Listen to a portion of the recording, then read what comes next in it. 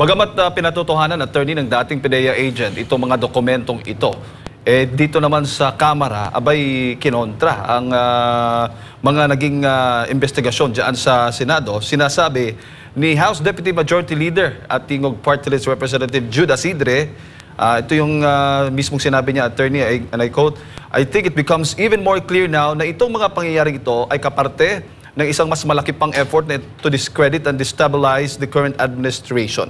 Yan po ang kanyang naging pahayag sa isang press conference sa Kamara. Hindi ko alam kung abogado siya. Kasi kung abogado niya, alam niya yung rules of evidence. No?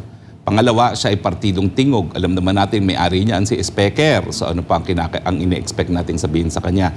Pangatlo, kung meron po nag-destabilize sa administrasyon na ito, hindi po mga destabilizers. Si Presidente mismo.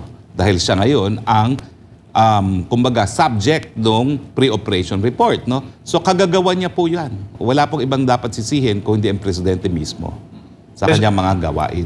Sinasabi nila, ang PDEA, nagsasabi na pinasisinungalingan itong mga binabato ni dating PDEA agent Jonathan Morales.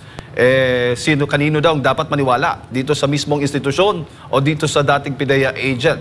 Kasi dapat pakinggan natin ang sinasabi ng PDEA. Ang sinasabi ng PDEA, may 4 kaming testigo na hindi totoo mga sinasabi ng ahente. Nung tinanong kung nasa PDEA ba sila noong 2012, wala. Ano na patunayan nila? Wala. Di ba?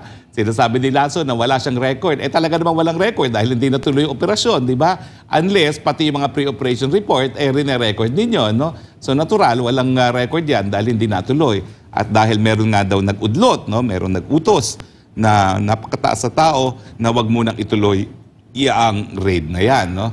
So ngayon, ang problema kasi sa kanila, AI generated daw yun na nga, katawa-tawa namang niyang sasabihin mong AI generated at pinatutuhanan na yung printed document na yan nung tao mismong gumawa at lumagda dyan sa dokumento na yan. Sa mga problema, attorney, wala tayong naririnig na pahayag mula sa Pangulo mismo hinggil nga dito sa mga alegasyong ito. Kaya nga, no, meron tayong rule din na sa evidence na kapag meron kang dapat i-deny mo kaagad, no? Dahil ito namang nangyari sa Senado, yan ay under oath na. So hindi lang yan sabi-sabi. Kapag nagsinungaling si Morales, pwede siya makulong ng perjury, false testimony before a Senate committee. No?